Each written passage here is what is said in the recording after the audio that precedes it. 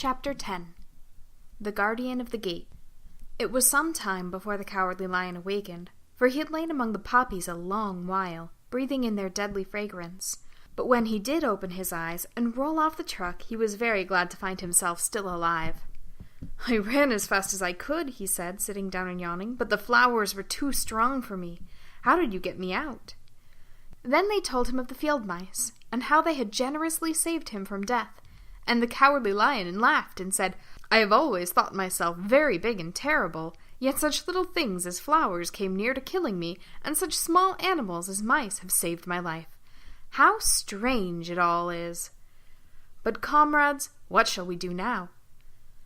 "We must journey on until we find the road of yellow brick again," said Dorothy, "and then we can keep on to the Emerald City."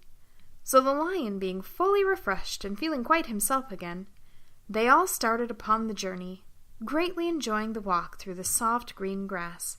And it was not long before they reached the road of yellow brick and turned again toward the Emerald City, where the great Oz dwelt. The road was smooth and well paved now, and the country about was beautiful, so that the travelers rejoiced in leaving the forest far behind, and with it the many dangers they had met in the gloomy shades. Once more they could see fences built beside the road, but these were painted green. And when they came to a small house in which a farmer evidently lived, that also was painted green. They passed by several of these houses during the afternoon, and sometimes people came to the door and looked at them as if they would like to ask questions, but no one came near to them nor spoke to them because of the great lion, of which they were very much afraid. The people were all dressed in clothing of a lovely emerald green color, and wore peaked hats like those of the Munchkins. "This must be the land of Oz," said Dorothy, "and we are surely getting near the Emerald City."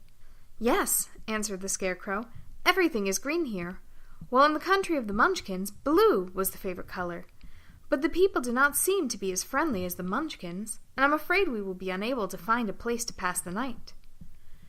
"I should like something to eat besides fruit," said the girl, "and I'm sure Toto is nearly starved. Let us stop at the next house and talk to the people." So, when they came to a good-sized farmhouse, Dorothy walked boldly up to the door and knocked. A woman opened it just far enough to look out, and said, "What do you want, child, and why is that great lion with you?" "We wish to pass the night with you, if you will allow us," answered Dorothy, "and the lion is my friend and comrade, and would not hurt you for the world." "Is he tame?" asked the woman, opening the door a little wider. "Oh, yes," said the girl. "And he is a great coward, too. He will be more afraid of you than you are of him." "Well," said the woman, after thinking it over and taking another peep at the lion, "if that is the case, you may come in, and I will give you some supper and a place to sleep." So they all entered the house, where there were, besides the woman, 2 children and a man. The man had hurt his leg, and was lying on the couch in a corner. They seemed greatly surprised to see so strange a company, and while the woman was busy laying the table, the man asked, "Where are you all going?" "To the Emerald City," said Dorothy, "to see the great Oz." "Oh, indeed!" exclaimed the man. "Are you sure that Oz will see you?" "Why not?" she replied. "Why, it is said that he never lets anyone come into his presence. I have been to the Emerald City many times, and it is a beautiful and wonderful place, but I have never been permitted to see the great Oz, nor do I know of any living person who has seen him." "Does he never go out?" asked the Scarecrow. "Never. He sits day after day in the great throne room of his palace, and even those who wait upon him do not see him face to face." "What is he like?" asked the girl. "That is hard to tell," said the man thoughtfully. "You see, Oz is a great wizard, and can take on any form he wishes, so that some say he looks like a bird, and some say he looks like an elephant, and some say he looks like a cat. To others he appears as a beautiful fairy or a brownie, or in any other form that pleases him. But who the real Oz is, when he is in his own form, no living person can tell." "That is very strange," said Dorothy, "but we must try in some way to see him, or we shall have made our journey for nothing." "Why do you wish to see the terrible Oz?" asked the man. "I want him to give me some brains," said the Scarecrow eagerly. "Oh, Oz could do that easily enough," declared the man. "He has more brains than he needs." "And I want him to give me a heart," said the Tin Woodman. "That will not trouble him," continued the man, "for Oz has a large collection of hearts of all shapes and sizes." "And I want him to give me courage," said the Cowardly Lion. "Oz keeps a great pot of courage in his throne room," said the man, "which he has covered with a golden plate, to keep it from running over. He will be glad to give you some." "And I want him to send me back to Kansas," said Dorothy. "Where is Kansas?" asked the man, with surprise. "I don't know," replied Dorothy sorrowfully, "but it is my home, and I'm sure it's somewhere." "Very likely. Well, Oz can do anything, so I suppose he will find Kansas for you. But first you must get to see him, and that will be a hard task, for the Great Oz does not like to see anyone, and he usually has his own way." "But what do you want?" he continued, speaking to Toto. Toto only wagged his tail, for, strange to say, he could not speak. The woman now called to them that supper was ready, so they gathered around the table, and Dorothy ate some delicious porridge, and a dish of scrambled eggs, and a plate of nice white bread, and enjoyed her meal. The lion ate some of the porridge, but did not care for it, saying it was made from oats, and oats were food for horses, not for lions. The Scarecrow and the Tin Woodman ate nothing at all. Toto ate a little of everything, and was glad to get a good supper again. The woman now gave Dorothy a bed to sleep in, and Toto lay down beside her, while the lion guarded the door of her room, so that she might not be disturbed. The Scarecrow and the Tin Woodman stood up in a corner and kept quiet all night, although of course they could not sleep.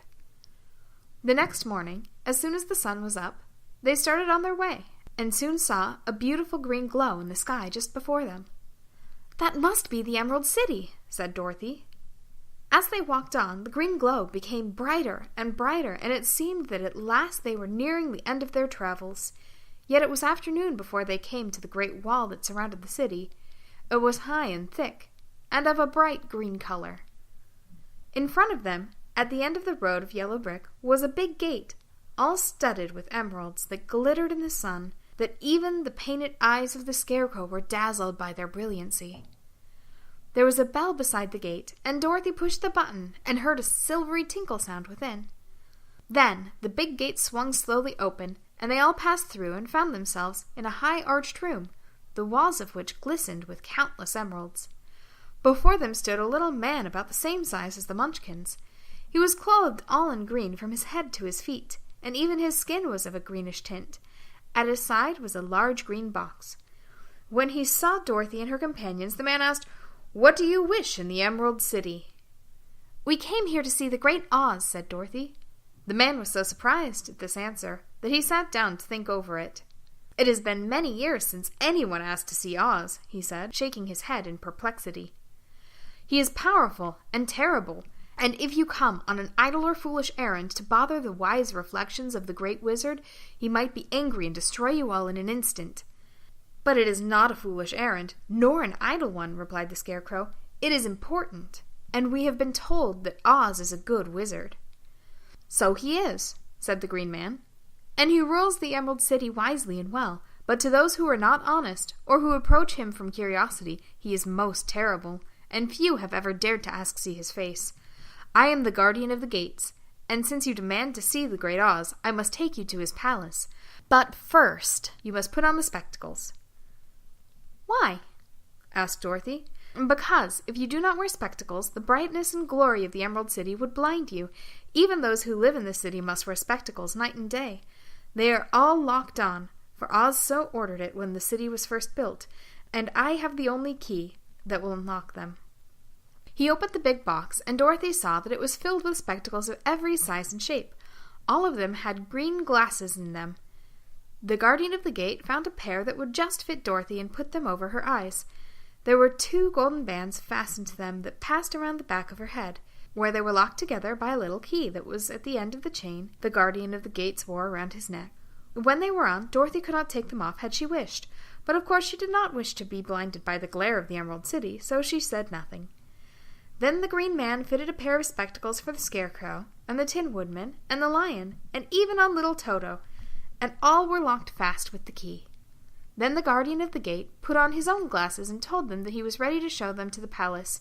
Taking the big golden key from a peg on the wall, he opened another gate, and they all followed him through the portal into the streets of the Emerald City.